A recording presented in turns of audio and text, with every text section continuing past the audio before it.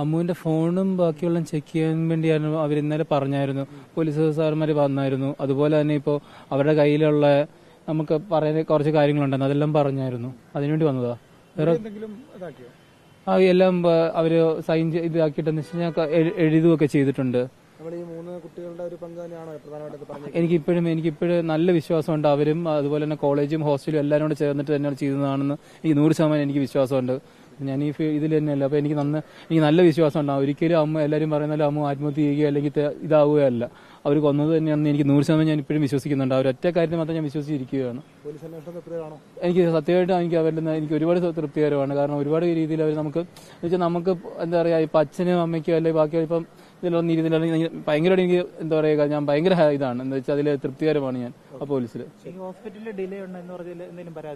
എനിക്ക് പരാതിയുണ്ട്. ഞാനിപ്പോ ഇപ്പൊ ശരിക്കും ഇപ്പോഴാണ് ഒന്ന് ആയത്. ഞാൻ ഇനിയിപ്പോ ഇന്ന് തൊട്ട് ഞാനും എന്റെ ഇതിൽ നോക്കുന്നുണ്ട്. എല്ലാം ഉണ്ട് എന്ന് വെച്ചാൽ ഇപ്പം ഇന്നിപ്പോ വീട്ടിൽ പോയിട്ട് വേണം അതിനെപ്പറ്റി കൂടുതലായിട്ട് ചിന്തിക്കാം. കാരണം ഇന്ന് കുറെ കാര്യങ്ങൾക്ക് ഇപ്പം ഇവിടെ നിറഞ്ഞതും ബാക്കിയുള്ള വെച്ച് ഞാൻ ഇന്നിപ്പോ വീട്ടിൽ പോയിട്ട് ബാക്കി എനിക്ക് കുറെ കാര്യം ചെയ്യാനുണ്ട്. അല്ല, നമ്മൾ കൊണ്ടുവരാൻ പറഞ്ഞിട്ടില്ല. അതാണ് എല്ലാരും പറഞ്ഞിട്ട് ആദ്യത്തെ കള്ളം അതാണ്. ആശുപത്രിക്കാർ പറയുന്നത് അവിടെ ഉണ്ടായിരുന്ന ആളുകൾ പറഞ്ഞു.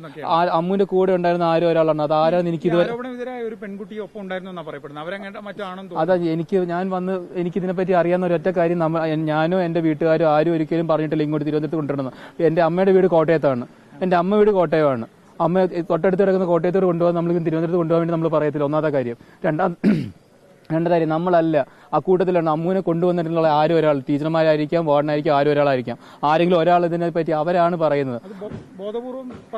ബോധപൂർവം പറഞ്ഞു തന്നെയായിരിക്കണം. എന്തോന്ന് ഹോസ്റ്റലിൽ എന്തെങ്കിലും സംഭവിച്ചിട്ടുണ്ടാവും. അത് മറയ്ക്കാൻ വേണ്ടി കാണിച്ചതാണ്. 1.5 മണിക്കൂർ മേളിൽ ഇതാക്കിയെന്ന് വെച്ചാൽ ഡിലേ ആക്കിയെന്ന് പറയുന്നുണ്ട്. അത് ബാക്കിയുള്ളത് ഇതൊക്കെ ചെയ്യുന്ന എന്തിനു വേണ്ടിയുള്ളതെന്ന് ഞാൻ തെളിയിച്ചിട്ട് അത്രേ എനിക്ക് പോലീസിനടുത്ത് എല്ലാം പറഞ്ഞിട്ടുണ്ട്. ഇത് തെളിയിച്ച് മാത്രമേ ഞാൻ ഇവിടുന്ന് പോവുള്ളൂ.